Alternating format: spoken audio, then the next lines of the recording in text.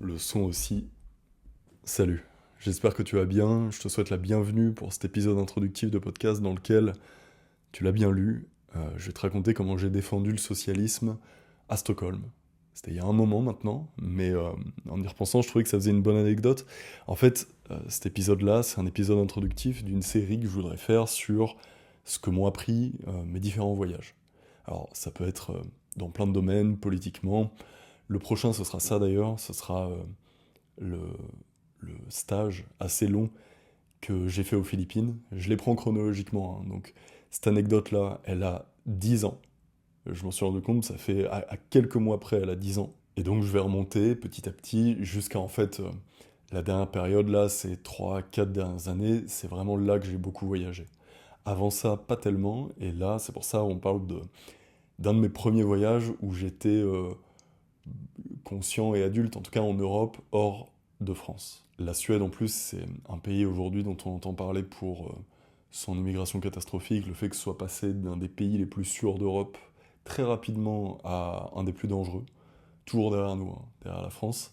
Mais le moment où j'y suis allé, donc c'était à peu près 2015, ça devait être au début en fait de ce phénomène-là. Et c'est pas tellement ça dont je vais parler, en tout cas, je l'ai aperçu, j'ai quand même une ou deux anecdotes dessus, mais c'est plus un ensemble, et notamment le fait que ce voyage, et c'est pour ça que je trouve ça marrant d'en parler, ce voyage, je ne l'ai pas financé. Il m'a été financé, euh, je vais t'expliquer comment, mais avec l'argent de quelqu'un d'autre, donc avec le tien quelque part. C'est l'argent européen. Je ne saurais pas sourcer exactement. Est-ce que ça vient de taxes européennes qui ont été redistribuées là, ou est-ce que ça vient de la création monétaire qui font... je veux même pas le savoir. Je sais juste que c'est de l'argent sale et que j'ai besoin de rendre compte sur cette expérience-là. Évidemment, c'était la fin de mon adolescence, donc j'en ai fait n'importe quoi, début de vie adulte.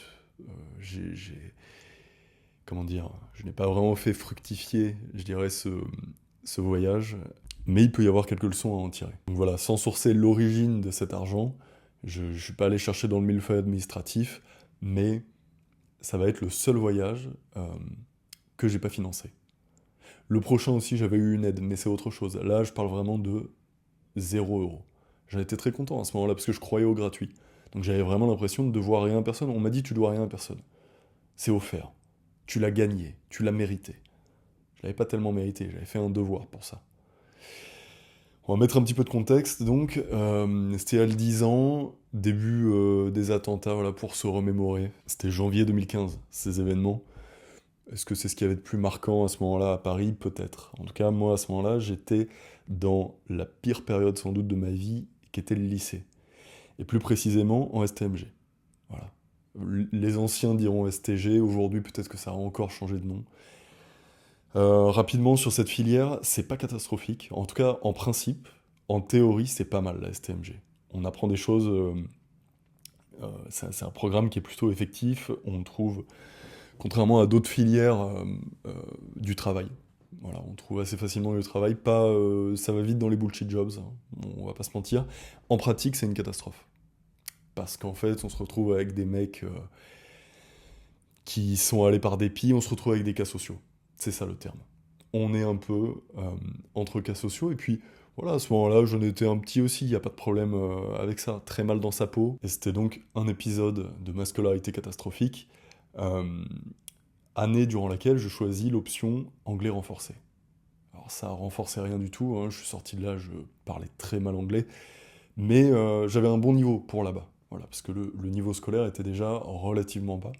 Donc aujourd'hui je m'en sors, et ça n'a rien de scolaire, c'était vraiment catastrophique. Ce qui nous donnait des cours en plus, et surtout des points en fait, c'est pour ça qu'on prend ce genre d'option, c'est que ça donne des points pour avoir le bac. On avait donc ces cours dans un petit groupe de gens qui étaient là volontairement, mais qui n'écoutaient rien, c'était un petit peu n'importe quoi. En plus, le prof était sympa. Donc forcément, c'est facultatif, le prof est sympa, on va rien écouter. On a un niveau d'anglais vraiment de CM2. Et c'est durant l'un de ces cours que, je sais pas, par hasard, j'écoutais le prof pour qui, en fait, j'avais du respect parce qu'il était respectueux avec nous. Voilà. La masse de la classe avait besoin de craindre un prof euh, ils disent respect, mais en fait, c'est pas de respect dont ils parlent. Ils avaient besoin de craindre les profs pour les écouter. Moi, le fait que ce type soit sympa avec nous et qu'il nous considère comme des adultes, ce qu'on était en principe, hein, presque, euh, je pouvais pas lui manquer de respect au point de ne pas l'écouter. Euh, donc voilà, je progressais tout doucement en anglais, très mal. Et il y a un jour où il nous dit euh, on offre un voyage à ceux qui rendent un devoir maison facultatif. C'est pas tombé dans l'oreille d'un sourd, ça. La moitié de la classe écoutait pas. L'autre moitié était à peine intéressée. Et je dis, mais attends, comment ça au faire on va partir, on doit. Ça coûte. Ouais, parce que en tant qu'adolescent à cette époque-là, on est très matérialiste. Hein. Il me dit, non, non, on va en sélectionner. Ceux qui font des bons devoirs là-dessus partent. Il y a 3 places, quelque chose comme ça. On devait en tout être 5, 6 à être intéressés. Encore une fois, c'était une époque où je croyais au gratuit, moi. Ma scolarité était gratuite dans ma tête. Hein. C'est après que j'ai fait le calcul et que j'ai compris qu'en fait ma scolarité avait coûté 170 000 euros. Mais vu que c'était que du public tout le long, je pensais que c'était gratuit. Donc là, c'était encore du gratuit. Et euh, comme j'avais pas beaucoup voyagé, ça avait énormément de valeur à mes yeux.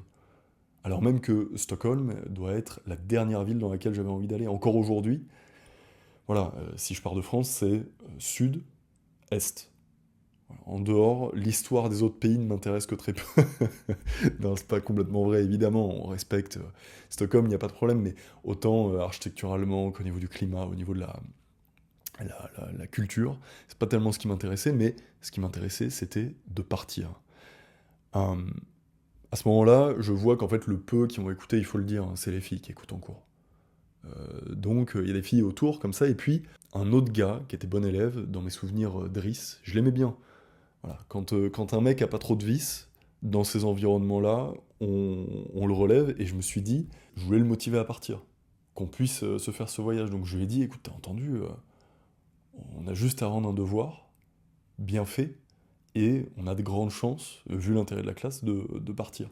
Il me dit, ah ouais, plutôt chaud et tout, très bien. Moi, je me donne comme je me suis jamais donné dans ma scolarité. Hein. Vraiment, si j'en étais là, arrivé en STMG, c'est que quelque part, je l'avais un peu voulu. Je J'avais jamais rien fait. Euh, Là, j'ai dû donner 1 heure de mon temps, peut-être, ce qui était énorme à la maison. 1 heure de mon temps pour bien faire le truc. J'ai changé par mail, j'ai revu les échanges pour retrouver la date. Donc je voyais, j'étais sérieux et tout, ce que je faisais, je travaillais à côté à ce moment-là. Je gardais des enfants et j'envoyais des mails, je dis écoutez, ça arrive ce soir avant minuit, j'étais à l'heure, ce qui n'arrivait jamais. Voilà. À chaque fois, on me donnait des excuses, on me disait ouais, c'est bon, tu peux le rendre plus tard ce devoir, et puis en fait, je le rendais pas. Là, il était envoyé à l'heure. J'attends quelques jours, les résultats. Je vais revoir Driss, je lui dis t'as envoyé le truc, il me dit ah merde. En plus, il était sympa. Mais il m'a dit j'ai eu la flemme et tout. Je dis oh, ça y est, la flemme. Pour un voyage gratuit. J'avais aucune flemme. Évidemment, je l'ai eu. Hein. On a dû être 5, 6 à rendre le devoir dans les temps. Et là, le prof me dit, c'est bon, on va partir, avec donc 2 autres filles de la classe qui étaient des timides, en fait, pour écouter les cours et faire les devoirs. Faut être des timides un peu chiantes. Moi, c'est pas grave, c'est de la bonne compagnie, elles étaient gentilles, je devais être chiant aussi dans tous les cas. Et donc là, j'étais très fier de moi. Voilà. J'étais très fier de moi parce que j'avais eu un voyage, je partais, je le disais à tout le monde, fièrement. On me donnait des devoirs pour cette semaine, je disais, ah, malheureusement, je pourrais pas, je serai à Stockholm cette semaine. L'Europe, l'Union Européenne a besoin de moi à Stockholm, donc si ça vous dérange pas, je vous envoie ça par mail, très fier. Pareil, le travail que j'avais à côté, je disais, écoutez, cette semaine, il va falloir me remplacer, je serai à Stockholm. Très enthousiaste. J'étais tellement content et enthousiaste de voyager que j'ai même pas pensé particulièrement aux devoirs. En fait, je l'ai fait comme ça sans avoir une opinion particulière dessus. L'opinion de toute façon d'un lycéen, quelque part on s'en fout. Mais c'était, en fait, j'ai dit ce qu'on attendait de moi donc sur le welfare state, l'intervention de l'État. Comment dire? Oui, un État qui soit pas seulement régalien, mais qui intervienne aussi dans le domaine social. Et donc à l'époque, qui étaient, je pense, des grandes avancées. Enfin, je pense, je sais même, c'est toujours mon opinion aujourd'hui d'ailleurs. Mais l'idée, c'est que Là, on décrivait le modèle français dans le devoir, c'est ce qu'on devait faire.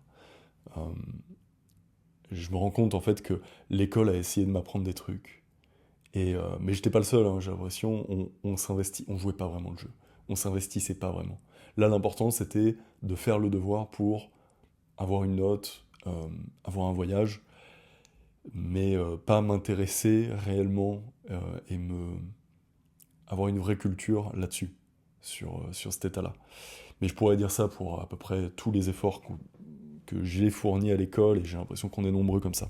Quoi qu'il en soit, là c'est pour donc l'interventionnisme d'État en dehors du régalien, et donc à la base du social, et puis ça s'élargit parce que chaque pays devait faire ça. Quand je dis chaque pays, pour recontextualiser, ce voyage-là, nous on était 3 Français, mais il allait aussi avoir des Polonais, des Italiens, enfin tous les gens qui étaient dans l'Union Européenne à ce moment-là, peut-être même des Anglais, je crois que c'était avant la séparation de l'Angleterre, de l'Union Européenne. Donc on était parti là-bas et on devait défendre notre modèle, je sais pas si c'est exactement ça. J'imagine, là quand je me mets dans la tête pardon, des bureaucrates de l'Union Européenne, que leur idée c'était de dire on va faire dialoguer les jeunes, ce qui est pas con, hein. On va faire dialoguer si les jeunes n'étaient pas cons, ce serait pas con. Et d'ailleurs, ceux des autres pays l'étaient peut-être un peu moins que nous, que moi. je vais, je vais n'engager que moi. Mais surtout à l'époque, évidemment. Donc, ouais, c'était de nous faire, je pense, l'idée, dialoguer, ça fait du bruit dans le couloir, là. Ça devrait pas être un problème avec ce matériel de pointe. Nous faire dialoguer sur le meilleur modèle. Et donc, on devait défendre le nôtre. On sentait bien qu'il y avait quand même une moralité, enfin, de la morale derrière. Et quand on se comparait aux Polonais, voilà, elles la ramenaient pas trop, les petites Polonaises. Parce qu'évidemment, c'était que des filles, hein, qui avaient fait ce devoir pour être. Bon, c'est un autre sujet, mais dans le milieu scolaire, souvent elles sont meilleures. Euh, ou le milieu scolaire est plus adapté à elles. Quoi qu'il en soit, il y avait des filles d'un petit peu partout qui défendaient leur système social, qui était pas meilleur que le nôtre. Peut-être éventuellement les Allemands étaient pas mauvais, mais il y avait. Non, non, il y avait pas, vraiment pas grand-chose. Et puis sinon, beaucoup de Suédois, parce que c'était dans une université ou l'équivalent d'un lycée là-bas. Des gens de nos âges, je crois. Pour préciser aussi, parce que je dis qu'il y a plein de filles, je n'ai touché aucune, hein. À ce moment-là, j'avais très peu le désir des femmes en fait, une maladresse terrible. Et justement, est-ce qu'on peut venir au logement là? Non, parce que j'ai un petit plan, j'ai quelques points quand même à respecter, et je voudrais pas complètement. Oui, on peut parler du logement. Donc parlons techniquement. Combien ça a coûté exactement, je ne sais pas. Je vais y venir, mais en tout cas, on était. Donc il y avait le vol, l'aller-retour de Paris à Stockholm, le logement là-bas, et on n'avait pas tous le même logement. On était donc 3. Il y avait les 2 filles, et moi. Euh, Il y en a une qui allait à l'hôtel, dans le centre. C'était génial parce que c'était juste à côté de l'université. Très bien. Elle était avec les profs, elle est allée à l'hôtel. Je me souviens que la deuxième était allée dans une famille française là-bas qui l'avait accueillie. Euh, donc c'était la deuxième chanceuse un peu. D'autant que la famille française avait une fille qui, dans mes souvenirs, avait notre âge et ressemblait à Penelope Cruz, avec un grain de beauté comme ça sur la lèvre. C'est un souvenir peut-être un peu exagéré. Je l'ai pas touché non plus. Vraiment, elle a dû. Il y a eu peut-être une attirance hein, du fait que je sois grand. J'étais pas laid non plus. J'ai bégayé 2 secondes, je l'ai repoussé, c'était une catastrophe. Je vais terminer sur les filles, comme ça on va pouvoir refermer la parenthèse. Les Suédoises m'aimaient bien, mais c'est pas mon truc. Voilà. Pourtant elles étaient jolies, mais le côté les yeux très bleus euh, qui te fixe. J'ai une référence que j'ai pas envie de sortir, mais en fait ça me fait penser au même sur J.D. Vance qui sortent en ce moment, où il fixe avec les yeux bleus. Je les voyais un peu comme ça, alors même qu'elles étaient gentilles, mais il y avait un côté flippant à la suédoise qui était pas mon truc. Voilà. Moi je voulais la Penelope Cruz sous le nez. On ferme la parenthèse des filles et on continue sur. C'était n'importe quoi. Non, c'est pas dans le plan ça pour le coup. Mais donc oui, le logement, troisième option, la mienne. Je suis avec la petite Suédoise chelou, fan des One Direction, adorable, hein. Je vais c'est pas péjoratif quand je dis ça, mais elle était un peu bizarre. Qui me fixait et qui parlait très bas, comme tous les Suédois. Oh là là. J'avais l'impression d'être un animal en fait là-bas. J'avais l'impression de parler trop fort, même dans les transports, alors que je parle pas fort dans les transports, pour la France. Mais j'avais toujours l'impression d'être grossier, ou... Puis ils répondaient pas trop. Ils étaient gentils, mais c'est un peuple de timides. C'est mon impression, c'est l'impression que j'ai eu des Suédois, c'est que c'était un peuple de timides, et donc j'ai été accueilli chez elle. Adorable. Avec sa maman. Il n'y a juste pas eu beaucoup de communication, quoi. Communication très bas, comme ça. On y reviendra, mais moi, c'était là que j'étais logé, et, pour préciser géographiquement, pas du tout dans le centre de Stockholm, dans une banlieue lointaine, qui serait sûrement ça s'appelait Handen. Je l'ai retrouvé sur Google Maps, parce que je suis un peu un malade mental, en fait. Je retrouve très facilement les lieux. Je l'ai retrouvé parce que ça ressemblait, pour moi, à un lieu de fiction. C'était très étonnant. En fait, la ville en elle-même était une ville moche. C'est l'équivalent, je pense, de Corbeil-Essonnes pour Paris, quoi. C'est-à-dire loin et des espèces de petits blocs en jardin. Euh, Très résidentiel, un peu comme une cité, mais à la suédoise, quoi. Assez étonnant. Et on avait comme une station de RER, et je me souviens qu'on passait dans un autre monde, en fait. On descendait dans la station de RER, et là, on se retrouvait sur le quai, presque à la même hauteur euh, qu'un lac en face, et la forêt suédoise derrière, donc des... Moi, j'étais pas habitué, en fait, à ce genre d'endroit, et que entouré de Suédois très silencieux. Et pour donner encore un peu plus de contexte, on était donc au point de bascule 2015 de la Suède comme pays très sûr à la Suède comme pays du tiers-monde et de la guerre civile, en fait. Ce qu'on connaît aujourd'hui, c'est une catastrophe. Ce qui est arrivé plus tard, c'était une catastrophe. Ce que j'ai vu de là-bas, je notais déjà que les mendiants étaient dans un très sale état par rapport à ce que je connais en France.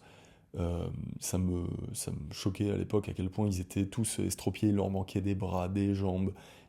C'est l'impression que ça m'a donné, hein, peut-être que c'est exagéré. Et une autre anecdote aussi, tant que je pense à ce quartier-là, il était très calme.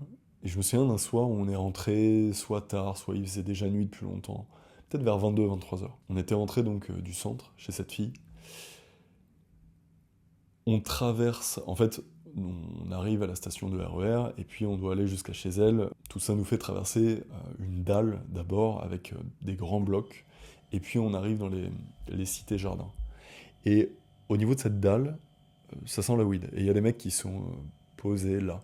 Donc je lui dis, voilà, avec le peu de vocabulaire que j'avais en anglais, it smell like weed, et je me souviens là que j'ai vu de la peur dans ses yeux, son regard fuyant, et elle m'a regardé comme ça, elle m'a dit un truc du genre euh, oui, elle a accéléré le pas, sans rien dire comme ça, et en me disant en gros avance, avance, on reste pas là.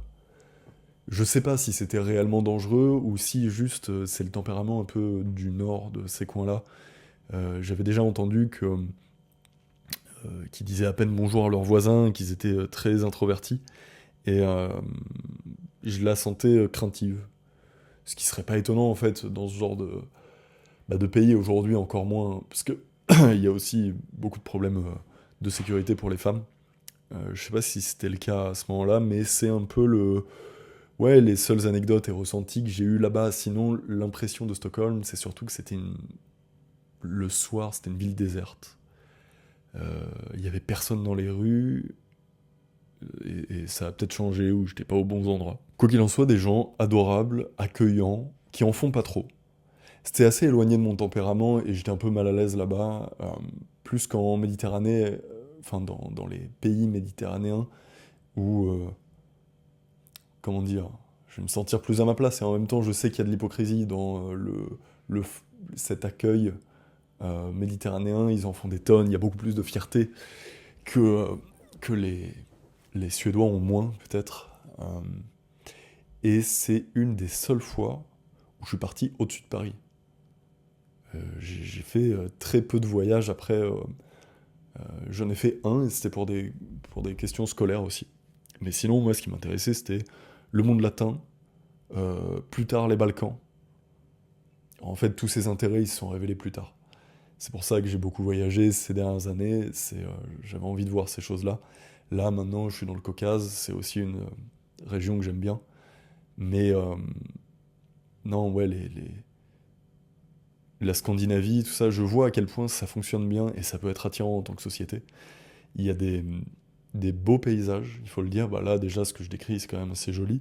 Et puis, je pense que c'est des villes qui fonctionnent bien, excepté Stockholm, hein, et puis les villes suédoises, parce que Malmö ou Malmö, je sais plus comment on dit, c'est pareil, hein, c'est une des villes les plus criminogènes d'Europe. Je parle pas de ça, mais sans doute le Danemark, l'autre c'est la Norvège. C'est comme ça que je l'appelle.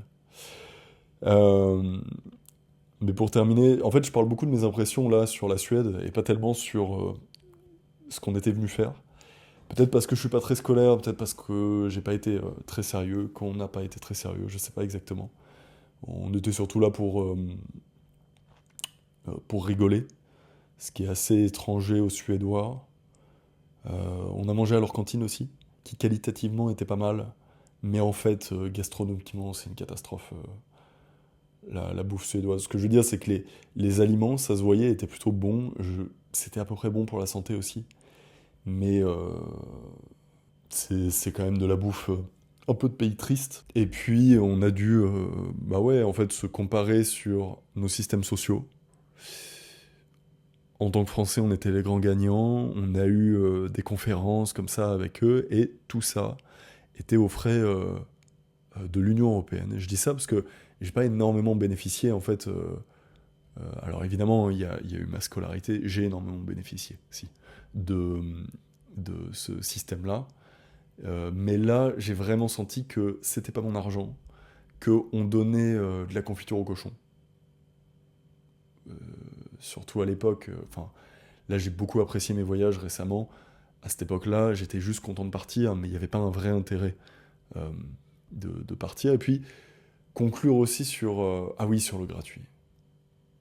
Bah oui, parce qu'en fait, le fond de la chose, c'est que c'était une des premières fois comment dire, qu'on me payait des repas, qu'il y avait des repas gratuits, et que c'était pas,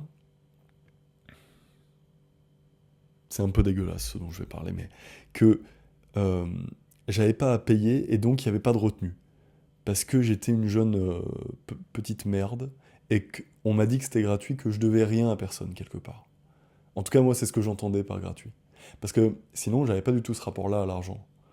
En gros, si on me donnait de l'argent, c'est-à-dire quand c'était arrivé, c'était des gens de ma famille, par exemple, qui me donnaient de l'argent, j'étais, en fait, j'en étais presque gêné, je les remerciais beaucoup, je me sentais très redevable, je voyais que remercier, c'était pas assez, euh, et puis je leur disais, j'en ferai bon usage. Là, je sais pas vraiment qui m'a payé ça. C'est un peu tous les Européens des riches sur lesquels je crachais sans doute à ce moment-là, hein. Enfin, sans doute, je le sais même. J'étais de gauche, j'avais une pensée. J'étais très à gauche même. Et j'avais une pensée où les riches, c'était le problème. Je savais pas trop expliquer pourquoi, mais c'est ce qu'on m'avait dit de penser. C'est ce qui était le mieux vu. Donc c'est ce que je disais, alors qu'en fait, bon, bah, les riches, c'est sans doute ceux qui m'avaient euh, payé ça. Euh, mais il n'y a pas de nom. Il n'y a pas quelqu'un à qui on doit ça. Donc ce sera pas cet épisode-là. Et ce sera sans doute même pas sur cette chaîne podcast que je parlerai du gratuit et je pense du ravage du gratuit en France en fait et du fait qu'on ne respecte pas ça pour beaucoup. Et je n'ai fait évidemment partie. Hein, je me mets là en premier sur celui qui n'a pas respecté le gratuit, à commencer par ma scolarité. Comme je disais tout à l'heure, ça a coûté 170 000 euros toute cette scolarité dans le public. Et moi, j'en avais pas conscience, je me disais que c'était gratuit. Donc à la limite, j'étais reconnaissant envers mes parents de m'héberger pendant cette scolarité, même s'ils m'ont dit que c'était normal. Mais, euh, comment dire?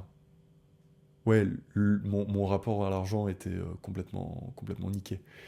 Et, euh, et donc ouais, ce que je disais, c'est que quand on m'offrait quelque chose, je me sentais très redevable et j'étais même un peu mal à l'aise. Euh, Ça a changé, hein. J'ai fini par accepter qu'on m'offre des choses et juste dire merci et, euh, et être redevable, c'est aussi le rapport à l'argent, quelque chose dont on va parler, notamment pour ce que je connais en fait, c'est-à-dire les classes moyennes en France.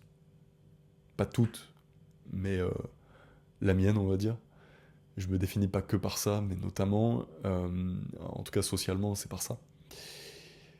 Et, euh, et non, mais surtout, c'est aussi le moment où je commençais à gagner mon propre argent, et je me rendais compte que quand moi je gagnais de l'argent, là, j'avais aucun problème à le dépenser. Beaucoup moins, en tout cas, quand on me l'offrait. Quand on me l'offrait, je me sentais, ouais, je me sentais redevable, et je me disais, il faut que, même si j'achetais des merdes à ce moment-là, je faisais en sorte que ce soit pas avec de l'argent que quelqu'un m'ait offert. Quelqu'un m'ait donné. Voilà. Alors que quand c'était mon argent, je pouvais dépenser dans des trucs qui servaient à rien parce que je me sentais pas redevable comme ça. Le, tout ça pour dire que là, c'était une autre situation où c'était l'argent d'autres gens, mais j'avais pas compris que c'était l'argent d'autres gens, donc je le dépensais salement, et donc on en vient au... Ouais, c'est une pensée à tiroir, c'est le premier épisode, c'est pas le plus structuré. Mais on en vient à ces repas, où en fait je me rends compte que non seulement on m'a payé le voyage, l'hébergement, je paye pas non plus, la cantine, mais que si on mange à l'extérieur, on a juste... En fait, on paye, et on redonne le ticket à notre prof, qui nous rembourse. Et après, eux, ils feront un compte pour l'Union Européenne, encore une fois, pour des mecs euh, qui sont pas nous. Alors j'ai bien conscience quand je dis ça que c'est rien, hein. Là, on parle de Burger King. On parle d'un très gros menu à Burger King, on y vient.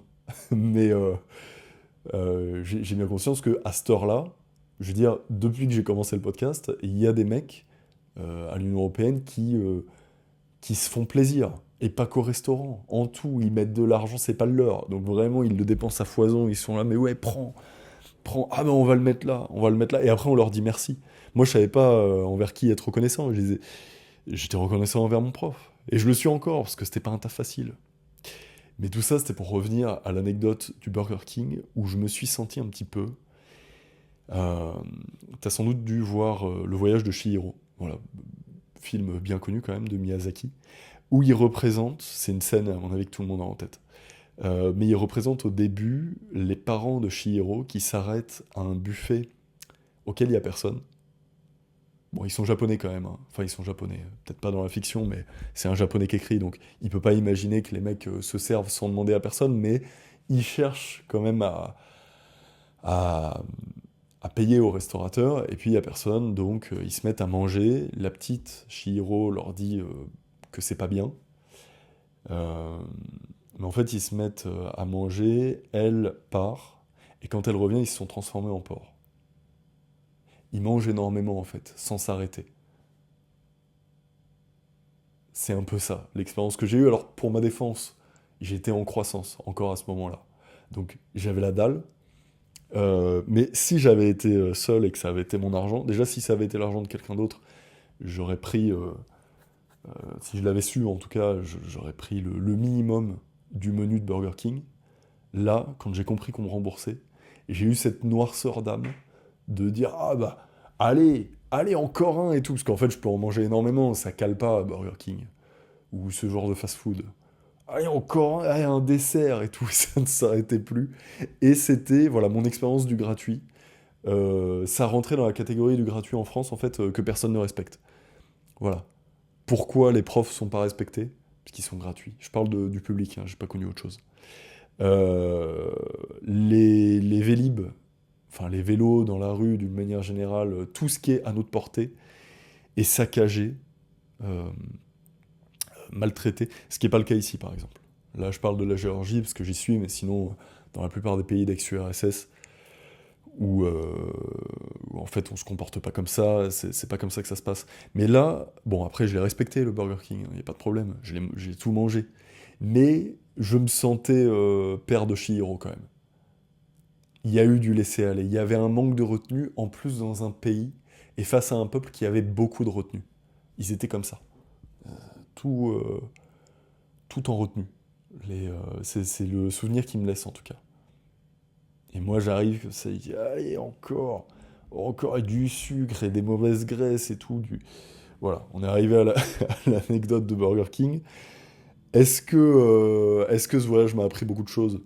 Ça, peut-être. Les prochains, évidemment, qui m'ont appris plus parce que j'étais plus mûr, déjà, et parce que je les ai fait volontairement, voilà. Et je les ai pas... Celui-là aussi, je l'ai fait volontairement, mais je serais jamais parti là. Jamais dans ce contexte. J'y croyais pas à l'état... Enfin, si, je me disais c'est bien, quoi, mais j'avais aucune vraie conscience politique à ce moment-là. Je croyais ce qu'il fallait croire, en fait, surtout.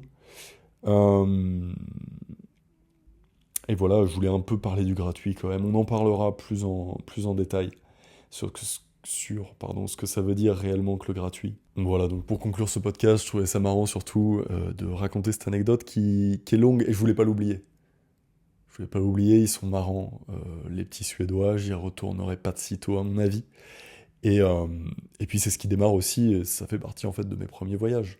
Parce qu'évidemment, j'ai envie de te parler. Là, le prochain, c'est sur les Philippines, donc c'est un stage que j'avais voulu faire. Là, on passe au BTS. C'était aussi pendant ma scolarité un stage que je voulais faire. Et je voulais que ce soit un pays exotique. Voilà. Je cherchais de l'exotisme à ce moment-là. Et c'est un moment, c'est un tournant pour moi, politique et spirituel quand même. C'est un pays très catholique, les Philippines, et qui, à ce moment-là, avait choisi un nouveau président qui était Duterte. Euh, un, un- qui fait partie, on va dire, des populistes, j'accepte ce terme, mais je savais pas tellement à quoi m'attendre. Euh, Tout le monde craignait pour ma sécurité en France. Même en fait, les profs ont voulu annuler ce voyage-là aux Philippines. Et puis, vu qu'il y avait l'élection de Duterte, voilà ce qu'on en pensait en France, évidemment. On disait c'est le... Je sais pas si Trump était déjà élu, mais c'était la même période. Donc on disait c'est le Trump philippin. Et puis il disait c'était plus hard que Trump, hein. Je me permets cet anglicisme parce qu'on parle de ces dirigeants-là. Mais c'était un autre niveau Duterte. Et c'est à ce moment-là ouais, que je suis parti. Donc on voulait... En fait, on voulait l'annuler, euh, le, le, le milieu scolaire en fait, hein. On voulait l'annuler et puis ma famille était pas hyper chaud non plus. Vraiment parce qu'ils se disaient la police va le descendre, moi. Parce que c'est comme ça qu'on l'avait présenté, comme un dirigeant sanguinaire. Évidemment, il n'en était rien. Ça, je t'en parlerai au prochain épisode. Voilà, c'était le premier avec les souvenirs qui me restaient de Stockholm. Mais il me semble que je n'en avais jamais parlé. Et puis, ouais, c'était une bonne introduction. Parce qu'après les Philippines, il y a surtout en fait les voyages de ces dernières années qui sont en Europe, et notamment en Europe du Sud, parce que la vraie attirance civilisationnelle que j'avais, bon, elle commençait par Rome. Voilà. C'est le premier voyage que j'ai fait. Comment dire, non, que j'ai fait de moi-même euh, juste après la petite épidémie pendant laquelle j'ai cru que je n'aurais plus jamais de liberté. Voilà. C'est pour de prochains épisodes. Je remarque que j'ai un peu du mal à le clore, mais en même temps, tout est dit. Euh, je te laisse t'abonner à cette chaîne, à mettre la cloche pour, en fait, si le prochain t'intéresse, tout simplement. Et je te dis à la prochaine.